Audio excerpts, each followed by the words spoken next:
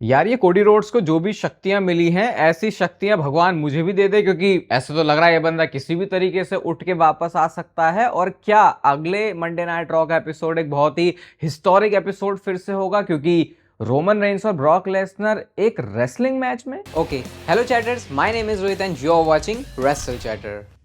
तो इस वीडियो में आज रिव्यू करने वाले हैं स्मैकडाउन के एपिसोड को। और क्योंकि मंडे नाइट रॉ को देख के हम सारे लोग पगला गए थे, तो ट्रिपल एच को लगा भैया थोड़ा सा लोगों को नॉर्मल करने की जरूरत भी है, और उनकी कॉफी में शायद फिर से वो वाली जो गोली है वो किसी ने मिला दी थी। सबसे पहले बात करते हैं उस सेगमेंट की जहां से हमको विमेंस वॉर गेम्स वाला जो मैच है उसके सारे पार्टिसिपेंट पता चल गए। सब कुछ डब्ल्यूडब्ल्यू ने यहाँ पे थोड़ा बढ़िया तरीके से इसको दिखाने की कोशिश करी। क्या होता है कि रिया रिप्ले आती है और उनका प्रोमो सेगमेंट था जहां पे बोल रही होती है कि मैं वॉर गेम्स में हम जा रहे हैं, और अपने वो पहले ईओ स्काई की बात करती हैं, फिर शार्लेट फेयर एलेक्सा ब्लिस की बात करती हैं जो कि वहीं पर थे। और इससे पहले डब्ल्यूडब्ल्यू शो पर एक वीडियो पैकेज दिखा चुकी थी जहां पे हमको ये बताया जाता है कि क्यों शार्लेट फेयर और रिया रिप्ली साथ में आएंगी, क्योंकि इससे पहले इनकी बहुत हिस्ट्री रह चुकी है। तो डब्ल्यूडब्ल्यू मुझे लग रहा है जरूरत से ज्यादा फोकस कर दिया इस चीज के ऊपर। अगर शार्लेट फेयर वैसे भी आ जाती है रिप्ली को ज्वाइन करने, तो किसको ही इतना याद रहता है, इतना ही कौन सा तुम स्टोर लाइन की डेप्थ में जाते हैं जो तुम यहाँ पे इतने ज्यादा डेप्थ में जा रहे हो कि अरे अरे शार्लेट फेयर रिया रिप्ली को ज्वाइन नहीं। मुझे बहुत ज्यादा फनी लगा। ठीक है, तुम स्टोरी लाइन में अच्छा दिखाने की उसको कोशिश करो, लेकिन दिमाग गर्म ऐसा देख के तब हो जाता है जब यहाँ पे तो तुमने पूरा लॉजिक लगा लिया कि शार्लेट फेयर नहीं ज्वाइन कर सकती है रिप्ली को, क्योंकि उनकी पहले बहुत ज्यादा दुश्मनी रह चुकी है। लेकिन इतना सिंपल लॉजिक आपसे बाकी स्टोरी लाइन में क्यों नहीं लगाया जाता? तो उसी वीडियो पैकेज में सब बोल रहे होते हैं कि ठीक है हम तो रिस्पेक्ट करते हैं, ऐसा वैसा करके इन्होंने अपनी सेटिंग कर ली। और उसके बाद क्या होता है कि ये तो पता चल गया कि ये 4 लोग होने वाले हैं, लेकिन 5वां जो बंदी है वो इस मैच में कौन होने वाली है उनके लिए भी वो कहते हैं कि हमने ढूंढ के निकाल लिया। और मंडे नाइट रॉ में जो रिया रिप्ली ने बात करी थी वही बात बन गई, उसी तरीके से उनकी बात बन गई इस विमेंस वॉर गेम्स मैच के अंदर। और उसके बाद थीम सॉन्ग प्ले होता है एजे ली का। अब एजे ली का थीम सॉन्ग प्ले हुआ तो क्राउड ने उस पर बहुत अच्छा रिएक्शन दिया, जो कि वो हर बार ही देते हैं। और पता नहीं आज एजे ली को देख के फिर से ऐसा लगा कि जैसे कि उनका आज भी रिटर्न ही हो रहा है, क्योंकि एक तो उनकी मुंह दिखाई बहुत कम बार हो रही है जब से वो वापस आई हैं, लेकिन उनकी एंट्री के टाइम पर ही ये जो पूरी हील वाली साइड है वॉर गेम्स वाली, उन्होंने आके अटैक कर दिया। और जब एजे ली बचाने के लिए जा रही होती है तो बेकी लिंच ने आके रिंग साइड पर ही उन्हें उड़ा दिया। तो वो जो हम कह रहे थे एक स्टार स्टडेड मैच होने वाला है विमेंस वॉर गेम्स वाला, वो भी यहाँ से हमें पता चल गया। तो मतलब ठीक है, डब्ल्यूडब्ल्यू ने इसको थोड़ा इसमें अच्छा बेटर काम किया है, यहाँ पे डब्ल्यूडब्ल्यू को अप्रिशिएट करना पड़ेगा। लेकिन वो शार्लेट और रिया रिप्ली वाले एंगल में इतना ज़्यादा डीप चलेगा, मुझे बहुत फनी भी लग रहा है, क्योंकि बाकी स्टोरी लाइन में इनका क्या हाल है वो बात हम सारे लोग बहुत अच्छी तरीके से जानते हैं। इसके बाद शो पर यूएस चैंपियनशिप के लिए ओपन चैलेंज आता है। स्टिल मेरा ओपिनियन इस चीज के ऊपर सेम ही रहने वाला है, और मैंने पिछली वीडियो के कमेंट सेक्शन में देखा कि आप में से बहुत सारे लोगों को यूएस चैंपियनशिप का जो ओपन चैलेंज है वो पसंद आ रहा है, जिसमें कोई प्रॉब्लम नहीं है, हर किसी की अपनी चॉइस हो सकती है। लेकिन अभी आप ये जो यूएस चैंपियनशिप के ओपन चैलेंजेस को एंजॉय कर रहे हो, एक साल बाद जाके मैं पूछ सकता हूं कि क्या आपको याद है उस एक साल भी, आई थिंक मैंने बहुत ज्यादा बोल दिया, कुछ महीनों बाद ही जाके पूछा जाएगा, तो आपको ये याद नहीं रहने वाला। और अगर आपको सिर्फ अच्छे रेसलिंग मैच देखने हैं तो भाई उससे काम नहीं चलता है। ये बात लोग जितना जल्दी समझ जाएं वो बेटर रहेगा। बाकी अगेन हर किसी का अपना ओपिनियन हो सकता है, तो अगर किसी को पसंद भी आ रहा है तो मैं ये नहीं कह रहा कि क्यों पसंद आ रहा है,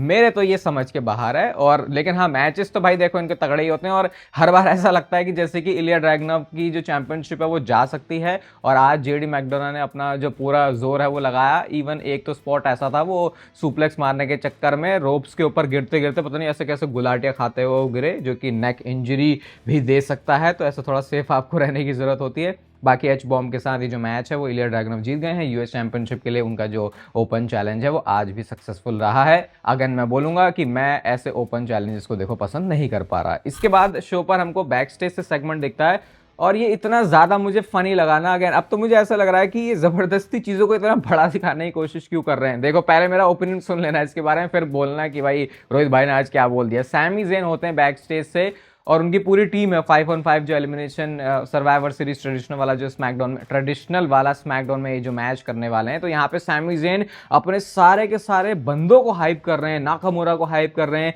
एमसीएमजीज को हाइप कर रहे हैं, रे फिनिक्स को हाइप कर रहे हैं कि ये कर सकते हैं, ये कर सकते हैं। इनको देख सैमी ज़ेन को मुझे देख के ऐसा लगा कि इनकी अलग ही दुनिया चल रही है, बिल्कुल अलग ही। इन्हें नहीं पता कि बाकी शोज पे कौन कौन से स्टार्स हैं क्या है। अपने में अलग ही ये खुश हैं। और देखो सोलो सिकोवा की मैंने खुद कितने टाइम तक तरफदारी की है, मुझे भी बहुत सारे कमेंट आप लोगों ने किए भाई सोलो सिकोवा में ऐसा क्या खास है। अब देखो मुझे सोलो सिकोवा में रत्ती भर भी इंटरेस्ट देखो आ नहीं रहा, जितना इंटरेस्ट आ रहा था जब आ रहा था वो मैंने बताया। ऐसा नहीं है कि किसी कैरेक्टर के साथ ही कोई बहुत प्यार है, अगर वो कैरेक्टर सही नहीं चल रहा भाई तो उससे आप एंटरटेन हो ही नहीं सकते। और एमएफटी आने के बाद से ऐसा लगा था कि भाई इन्होंने फेस पे पेंट करना शुरू कर दिया अपना, पता नहीं है कुछ थोड़ा डोमिनेटिंग दिखेंगे, वैसे ही फ्लैट लग रहा है। वो मौका था उनके पास कुछ बढ़िया करने का, थोड़ा सा फ्रेश एनर्जी के साथ कुछ चीज़ें देने का, बट आई थिंक डब्ल्यूडब्ल्यू ने उस पर अच्छे से काम किया नहीं है। तो देखो मेरे को तो ये बहुत ही मजाक सा ही लग रहा है। मैच इनका होगा स्मैकडाउन में, ठीक है, 5-on-5 एलिमिनेशन मैच के ऊपर ही हम सीधे जाएंगे। लेकिन यहाँ पे तो इन दोनों टीम्स को देख के ऐसा लग रहा है कि इनकी दुनिया ही अलग है बिल्कुल, पता नहीं इन्हें पता ही नहीं कि उधर भी कोई 5 वर्सेस 5 चल रहा है, इन्हें लग रहा है यही सबसे ज्यादा बेस्ट है। तो मेरे को तो फनी लग रहा है भाई, वो पता नहीं वाइब नहीं आ रही वो इसको देख के, मैं ये बोलूंगा। बाकी फिर हमने टोंगा लोगों को आज बोलते हुए भी देख लिया, तो जब गोट कुछ थोड़े शब्द निकाल देता अपने मुंह से तो वो सुन के थोड़ा सा देखो अच्छा लग जाता है। इसके बाद शो पर मैच आता है फ्रैक्सियम वर्सेस डीआईवाई के बीच में। इस पूरे मैच में, इस पूरे सेगमेंट में ओनली जो इंटरेस्टिंग चीज थी वो मुझे लगी इनकी टी शर्ट, क्योंकि तोमासो चांपा ने पहना हुआ था कि आई एम नॉट अ जैकएस, फिर जॉनी गार्गानो ने पहना हुआ था कि क्या था वो, हाँ, my best friend is not a jackass, और फिर उसके बाद कैंडिस लेयर ने पहना था कि मेरे पति का जो बेस्ट फ्रेंड है वो जैकएस नहीं है। तो यहाँ पे उन्होंने थोड़ी क्रिएटिविटी दिखाने की कोशिश करी है। बाकी इस मैच में एक मोमेंट आता है जब एक्सट्रीम का जो मास्क है वही उतर जाता है, जिसकी वजह से डीआईवाई ये वाला मैच जीत गई है। और पता नहीं क्यों, ये तो ऐसा लग रहा है कि मतलब लग रहा है डब्ल्यूडब्ल्यू के पास स्मैकडाउन में 2 घंटे भी ज्यादा है, और कहाँ हम सुन रहे हैं कि अगले साल से जो स्मैकडाउन है वो 3 घंटे की होने वाली है। पता नहीं क्या ही कयामत आने वाली है स्मैकडाउन के लिए। इसके बाद शो पर नेक्स्ट मैच आता है फिन बैलर वर्सेस पेंटा के बीच में, और आज मैं ऑफिशियली ये कहने वाला हूं और ये कह रहा हूं कि मैंने अब से ना मैं अपनी वीडियोस में बोलूंगा कि मेरे को फिन बैलर के साथ ऐसे देखना है वैसे देखना है, क्योंकि आज मेरे लिए ऑफिशियली सब कुछ खत्म हो चुका है कि फिन बैलर वो फिन बैलर कभी बन ही नहीं सकता जो हमने पहले देखा था, जिसके ऊपर पहला यूनिवर्सल चैंपियन बनाने का ट्रस्ट विंस मैकमैन ने किया था। मतलब मेरी आज सारी जो होप्स है वो खत्म हो गई हैं। मुझे पूरे देख के ऐसा लगा कि कोई डब्ल्यूडब्ल्यू का कभी भी इंटरेस्ट रहने नहीं वाला फिन बैलर को उस लेवल पे दोबारा, उस लेवल क्या उसके आसपास भी लेके जाने का। और ये जजमेंट डे का जब ब्रेकअप भी होगा तो आई थिंक जिस हिसाब से भी चीज़ें चल रही देख के लग रहा है कि वो 1-2 हफ्ते का ही होगा, उससे भी कुछ फिन बैलर के कैरेक्टर को कुछ फायदा नहीं होगा। और ऑब्वियसली पेंटाई वाला मैच जीत जाते हैं मैक्सिकन डिस्ट्रॉयर के साथ। थोड़ा बुरा लगा क्योंकि आज मुझे रियलिटी चेक मिला है कि फिन बैलर के साथ अब डब्ल्यूडब्ल्यू में कुछ भी अच्छा नहीं हो सकता। अब बात करते हैं शो की मेन चीज के बारे में, जो कि वैसे तो शो के किक ऑफ में भी हुआ, बीच में भी बहुत सारे सेगमेंट हुए, तो इसको एक साथ ही कवर कर लेते हैं। क्या होता है, सबसे पहले विजन निकल के आती है, मतलब पॉल हेमन होते हैं वहां पे, लोगन पॉल होते हैं, ब्रॉन ब्रेकर और ब्रॉनसन रीड। कल वाली वीडियो में मैंने दो ब्रॉन ब्रेकर बोल दिए, 2 ब्रॉनसन रीड बोल दिए, ऐसा कुछ किया था मैंने। तो फिर क्या होता है कि पॉल हेमन आके बोलते हैं कि मेरा एक विजन है वॉर गेम्स को लेके, तुम्हारे 5 सुपर हीरो लॉक होने वाले हैं, पता है किसके साथ, इस डॉग के साथ जो कि उनके पिछवाड़े की बाइट लेने वाला है। फिर उसके बाद वो ब्रॉनसन रीड को हाइप करते हुए बोलते हैं कि ये tsunami after tsunami after tsunami यही सब लगाने वाला है, एक प्राकृतिक आपदा ये लेके आएगा। फिर उसके बाद वो ऐसी लोगन पॉल को हाइप करते हैं, और उसके बाद लोगन पॉल जब बोलने भी जाते हैं ना तो वहां पे क्राउड उनके लिए बू कर रहा था, तो लोगन पॉल कहता है अरे भैया मैं कुछ बोलने के लिए आया हूं, मेरी बात सुनो। हाथ में वो कुछ लिखवा के लाते। जब मैंने पहली बार ऐसे देखा, जब वो ऐसे कुछ करते, मैंने कहा वो भाई ये तो पकड़ में आ गया कि लोगन पॉल आज अपना जो पूरा प्रोमो है वो हाथ में लिख के आया है, लेकिन उसमें हमने कुछ पकड़ा नहीं है। कुछ लोग अपने आप को बहुत ज्यादा ज्ञानी समझ जाएंगे, क्योंकि लोगन पॉल अपने प्रोमो में ही उसको बता देता है कि मैं देखो 5 चीजें लिख के आया हूं, तो फिर उसका सेंस नहीं बना कि अब आप ये बोलो कि लोगन पॉल को अपने प्रोमोज याद नहीं रहते, क्योंकि आज प्रोमो में उनको ऐसा करना है, वो उनका जो गिमिक है उसका पार्ट था। तो फिर इसके बाद क्या होता है, ऊसोस का म्यूजिक प्ले हो जाता है। तो ऊसोस के म्यूजिक में आज आप देखो कि जे ऊसो वाली अलग से एंट्रेंस नहीं दी है। तो जब ट्रिपल एच को जे ऊसो की एंट्रेंस इतनी पसंद है और उसको अलग से नहीं दिया, तो फिर आप सोचो फिर स्मैकडाउन को बनाने में उन्होंने क्या ही एफर्ट लगाया जब उन्होंने ये चीज़ नहीं करी जो कि इनको सबसे ज़्यादा पसंद आती है। तो इसके बाद यहाँ पे आके वो सबसे पहले वो बोलते हैं कि भाई तुमने गलती कर दी कि तुमने इंटरप्ट कर दिया ये लोगन पॉल को। और उस टाइम पे जरा देखना ब्रॉन ब्रेकर लोगन पॉल को ऐसा पकड़ रहा था कि जैसे कि ये पता नहीं क्या ही, जैसे वो ब्रॉक लेस्टर है कि अभी वो जाके उन्हें फोड़ देगा। ब्रॉन ब्रेकर जो छोटी छोटी हरकतें कर रहे थे ना, और जिस टाइम पे ब्रॉनसन रीड को हाइप कर रहे थे, और उस टाइम पे ब्रॉन ब्रेकर ने जाके ब्रॉनसन रीड के साथ क्या किया वो शायद यहाँ पे मेंशन करूंगा नहीं मैं। आपने अगर अपनी सही आंखों से ईगल आई से स्मैकडाउन देखी है तो पता नहीं भाई ब्रॉन ब्रेकर क्या करता रहता है। अब इसके बाद क्या होता है, लोग ये यही बोल रहे होते हैं पॉल हेमन कि जब मैंने ब्लड लाइन क्रिएट करी तो देखो क्या हुआ, ये रोमन रेंस पे पलते हैं ऊसोस, उन ऐसे बात करी उन्होंने, मतलब नीचे दिखाने की कोशिश करी। और दूसरा वो कहते हैं नंबर्स गेम जो है हमेशा जीतता है, और यहाँ पे देख क्या हो रहा है, वो बोलते हैं 1 2 3 और अपने आप चौथे को अपना भी इंक्लूड करते हैं पॉल हेमन की, जैसे कि वो भी कुछ करेंगे। स्क्रीन पर भी आपको ये वाली वीडियो दिख रही होगी जो कि अभी लेटेस्ट हमने डाली है जॉन सीना की एवरी वर्ल्ड चैंपियनशिप विक्ट्री वाले सीरीज में। तो ये जिन जिन लोगों ने मेंबरशिप ली है उनके लिए रिमाइंडर है, अगर आप भी मेंबरशिप वाले कंटेंट में इंटरेस्टेड हो तो ले सकते हो। और इसका 5th एपिसोड भी कल ही आ जाएगा, तो बैक टू बैक आपके लिए 2 एपिसोड्स। और ये जॉन सीना के फेयरवेल से पहले डोंट वरी 17 के 17 एपिसोड आ जाएंगे। और उधर वो बोलते हैं 1 और 2, तो भाई यहाँ पे तो अभी सिचुएशन गड़बड़ है। तो फिर वो कहते हैं कि जिमी ऊसो ने बोला कि देख हमने तेरे से बहुत कुछ सीखा है हमारे पॉल हेमन, तो तुम्हें क्या लगता है कि हम अकेले आएंगे? इतने में ही थीम सॉन्ग प्ले होता है कोडी रोड्स का म्यूजिक बजा बजा बजा पूरा बजा, और वो वाले मोमेंट तक भी बजा जिस पर क्राउड ने तो चिल्लाया।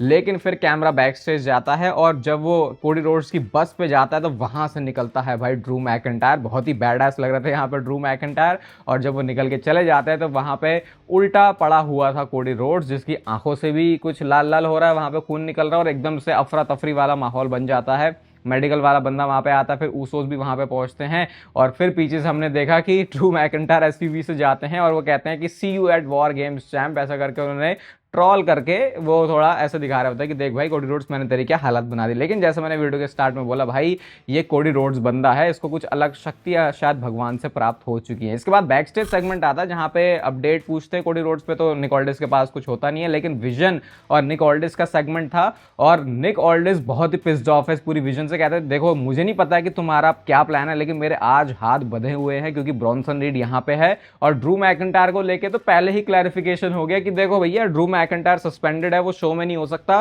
पॉलमैन कहते हैं ना मैंने उसे बुलाया था, वो तो बाहर ही था। और सही में देखा जाए तो लॉजिकली तो बिल्कुल सही है, क्योंकि भाई बाहर ही जो काम तमाम है ड्रू मैकिंटायर ने वो कर दिया था कोडी रोड्स का। उसके बाद वो हैव अ ग्रेट शो करके हैंडशेक करते हैं, भाई निक ऑल्डिस ने तो हैंडशेक किया नहीं, और वो हाथ जाके उन्होंने ब्रॉन ब्रेकर के साथ मिला लिया। ब्रॉन ब्रेकर पता नहीं मजे मजे में इतनी सारी मजे वाली चीजें दे जा रहा है कि उसके क्या ही कहने। और उसके बाद कोडी रोड्स कैसे वापस आए, मैच होता है कार्मेलो हेस वर्सेस ब्रॉन्सन रीड का, और ये लास्ट टाइम इज नाउ वाले टूर्नामेंट का था। और हाँ वो फिन बैलर और पेंटा वाला भी last time is now tournament का था।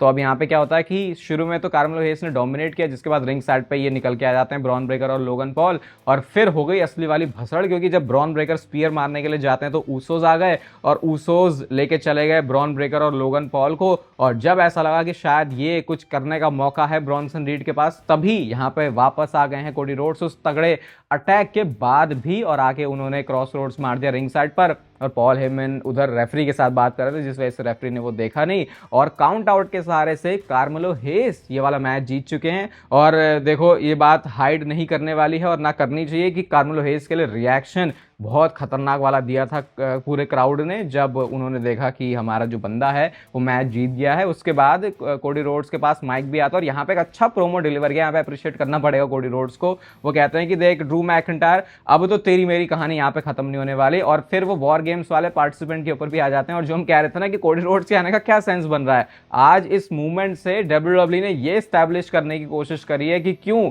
सर्वाइवर सीरीज के वॉर गेम्स मैच में कोडी रोड्स भी बिलोंग करता है। वो कहते हैं कि देखो एक स्टाइनर कभी भी बेटर नहीं रहा है एक रोड से, तो वो अपने आप को बेटर बताते हैं ब्रॉन ब्रेकर से। और फिर उन्होंने ब्रॉक लेसनर को भी कॉल आउट किया, उनके ऊपर भी शॉट्स लिए। कहते हैं कि भूलना मत कि लास्ट बंदा जिसने तुझे हराया था यहाँ पे वो मैं हूं। और फिर पॉल हेमन के लिए भी उन्होंने क्या बोला, ये भी मस्त लाइन थी, क्योंकि पॉल हेमन के जो बंदे रहे हैं उनको एक एक करके धराशायी किया है कोडी रोड्स ने। तो वो ये कहते हैं कि पॉल हेमन तेरा काम है लोगों को बनाना, और फिर वो मेरे हाथों आके हारते हैं, जिसमें उन्होंने मतलब लिस्ट में नाम एक तरीके से रोमन रेंस और ब्रॉक लेसनर को वो डालना चाह रहे थे कि तू अपनी कितने मास्टरमाइंड लगा ले, हर किसी को मेरे आगे आके झुकना होता है। और कहते हैं कि वॉर गेम्स एक मैच नहीं है, मेरा एक बर्थ राइट है। तो ये करके WWE ने थोड़ा सेंस बनाने की कोशिश करी है कि कोडी रोड्स भले ही थोड़ा बीच में घुसड़ा हुआ सा लग रहा है, लेकिन इस प्रोमो ने थोड़ा ये काम बेटर किया है कि हाँ अब लग रहा है कि कोडी रोड्स की क्या स्टोरी है इस वॉर गेम्स मैच में उतरने की। और जो मैं अगले मंडे नाइट रॉ की बात बता रहा था भाई, तो ये वाला ग्राफिक निकल के आया है, जहां पे आप देख सकते हो मेंस वॉर गेम्स मैच की एडवांटेज मैच की बात हो रही है कि वही है कि पहले जैसे एक एक बंदे निकलते हैं तो उसके बाद अगला, क्या बता रहा हूँ मैं, एक्सप्लेन करने की आई थिंक जरूरत नहीं है। तो फिर सबसे पहले तो ये पता चला कि अगले मंडे नाइट रॉ में रोमन रेंस भी होंगे, और यहाँ पे आप देखो इस ट्वीट में कहा जा रहा है कि रोमन रेंस किक ऑफ करेंगे मंडे नाइट रॉ को, और ये एक 5-on-5 वॉर गेम्स के लिए एडवांटेज मैच होने वाला है मंडे नाइट रॉ पे। अब आई थिंक यहाँ पे मतलब ये रोमन रेंस और Brock Lesnar Monday Night Raw में रेसल करेंगे, ये तो too good to be true हो जाएगा। वो याद आ रहा है कि रेसलमेनिया के बाद जब रोमन रेंस और solo Sikoa versus Cody Rhodes and Brock Lesnar का टैग टीम मैच होगा, वैसे करके बताया था, तो ये तो थोड़ी वो वाली वाइब दे रहा है। और क्योंकि पता है कि रोमन रेंस और ब्रॉक लेसनर ये तो भाई शायद ही लड़ेंगे मंडे नाइट रॉ में, कम ऑन, मतलब ये ऐसे प्रीमियम बंदे हैं, ये पीएलई में आने के लिए टाइम लगा देते हैं। तो आई थिंक यहाँ पे सिर्फ एक ग्राफिक है और इसके ऊपर लिखा है men's war games match advantage match, और यहाँ पे ये शायद कोई एक टैग टीम मैच करेंगे या कोई सिंगल्स मैच करेंगे। वो तो ये सर्वाइवर सीरीज का मैच है, इस वजह से उसके ऊपर वो ऐसा टेक्स्ट डाला हुआ है, तो लग रहा है कि शायद ये एक 5-on-5 मैच होगा, क्योंकि I don't think so WW ने कभी ऐसा किया है, और अगर किया भी होगा तो अगर मैच में रोमन रेंस और ब्रॉक लेसनर जैसे बंदे हैं तो डब्ल्यूडब्ल्यू इसको थोड़ा अवॉइड ही करती, बट क्या पता डब्ल्यूडब्ल्यू सरप्राइज भी दे दे। वैसे आई थिंक डब्ल्यूडब्ल्यू रॉ से पहले इसको ऑफिशियल कर ही देगी, लेकिन ये सुपरस्टार्स होने वाले हैं मंडे नाइट रॉ में, ये बात हमको पता है, तो वो भसड़ रखे है और सब अगली मंडे नाइट रॉ से फुल्ली एक्सपेक्ट कर सकते हो। बाकी इस आज के स्मैकडाउन को रेट करेंगे 3 स्टार। बहुत सारी चीजें सही भी है, लेकिन आपको चीजें इतनी फ्लैट करने की जरूरत नहीं होती। बाकी स्क्रीन पर अभी आपको मेंबरशिप कंटेंट की न्यूएस्ट वीडियो दिख रही होगी, जहां पर हमने जॉन सीना की 4th वर्ल्ड टाइटल विक्ट्री को के बारे में, मतलब जो 4th एपिसोड है वो डाला है, तो उसे भी आप देख सकते हो। अगर मेंबरशिप में इंटरेस्ट हो, मेंबरशिप कंटेंट में इंटरेस्ट हो, चैनल की मेंबरशिप आप ले सकते हो। ये वीडियो अच्छी लगी तो उसे लाइक कर देना, चैनल को सब्सक्राइब कर दो ऐसे और मस्त डब्ल्यूडब्ल्यू से रिलेटेड कंटेंट के लिए। बाकी तब तक फिर लेते रहो जिंदगी के मजे।